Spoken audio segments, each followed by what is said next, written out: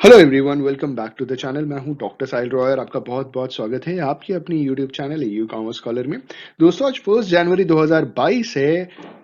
तहे दिल से हमारे पूरे परिवार की तरफ से आप सभी के पूरे परिवार को नव वर्ष की ढेर सारी शुभकामनाएं। जी हाँ दोस्तों, हम ईश्वर से प्रार्थना करते हैं कि इस साल आपकी लाइफ में ढेर सारी खुशियां आए, आपके सारे सपने पूरे हो जाएं और अपनी लाइफ में आप खुश रहें, खूब सारी तरक्की करें। आइए दोस्तों, शुरुआत करते हैं। आज का जो हमारा टॉपिक है वो है डेफिनेशन ऑफ बिजनेस इकोनॉमिक्स। जी हाँ दोस्तों, आज हम बात करेंगे और समझेंगे कि जो बिजनेस इकोनॉमिक्स है इसकी एक्चुअली में डेफिनेशन क्या है।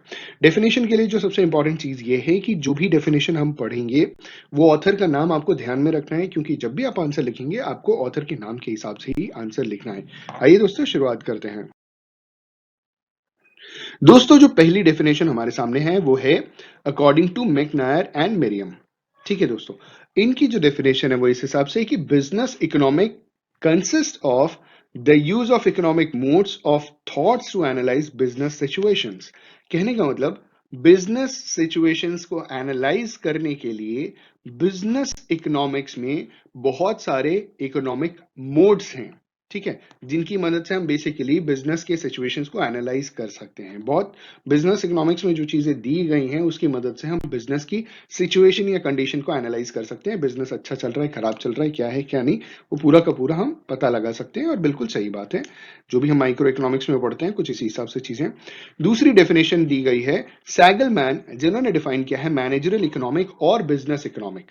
ठीक है, as the integration of economic theory with the business practice for the purpose of facilitating decision making and forward planning by management। इनके कहने का मतलब ये है कि जो इकोनॉमिक थ्योरी का इंटीग्रेशन है बिजनेस प्रैक्टिस के अंदर, जो भी इकोनॉमिक थ्योरी है ना, मनी मैटर्स, मनी से रिलेटेड जो भी थियरीज हैं उनका इंटीग्रेशन हो रहा है, ताकि बिजनेस किसके साथ, बिजनेस प्रैक्टिस के साथ, जिसका मेन मकसद क्या है, जो मेन पर्पस क्या है कि जो मैनेजमेंट है ना किसी भी ऑर्गेनाइजेशन का, उसको फैसिलिटेट मतलब उसको एक तरीके की फैसिलिटी मिल जाएगी, एक मदद मिल जाएगा, एक हेल्प मिल जाएगा, एक असिस्टेंस मिल जाएगा, जिसकी वजह से वो एक अच्छा डिसीजन ले सकते हैं और फ्यूचर की एक अच्छी प्लानिंग कर सकते हैं।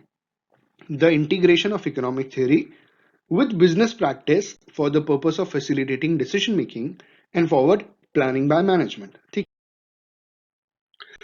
कुछ और डेफिनेशंस देख लेते हैं। यहाँ पे इन्होंने बता रखा है, ये एक सिंपल डेफिनेशन है जो आसानी से आप समझ सकते हैं कि we may therefore define business economic as that discipline which deals with the application of economic theory to the business management। कहने का मतलब कि जो बिजनेस इकोनॉमिक है वो एक तरीके की डिसिप्लिन है जो डील करता है इकोनॉमिक थ्योरी को बिजनेस मैनेजमेंट में अप्लाई करने के लिए।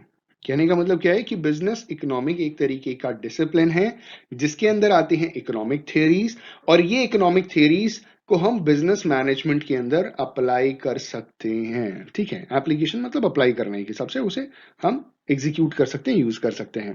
लास्ट में कह रहे हैं कि business economic thus lies on the border line between economic and business management and serves as a bridge between the two discipline.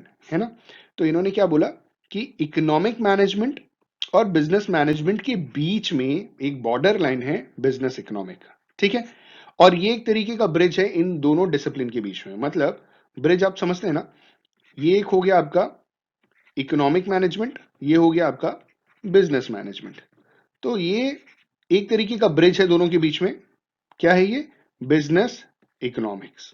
ठीक है, तो ये था कुछ डेफिनेशन। इनमें से मैं तो कहूंगा कि आप कोई भी डेफिनेशन लिख सकते हैं। जब भी किसी ऑथर की डेफिनेशन लिखें तो उसका नाम लेकर के जरूर लिखें, और जब आप ऐसे भी कोई डेफिनेशन लिखें तो उसे डबल इन्वर्टेड कॉमा में जरूर करके लिखें। ठीक है, इससे मार्क्स अच्छे मिलते हैं। होपफुली ये वीडियो आपके लिए बेनिफिशियल रहा होगा। On this note, thank you so much for watching this video. Have a good day.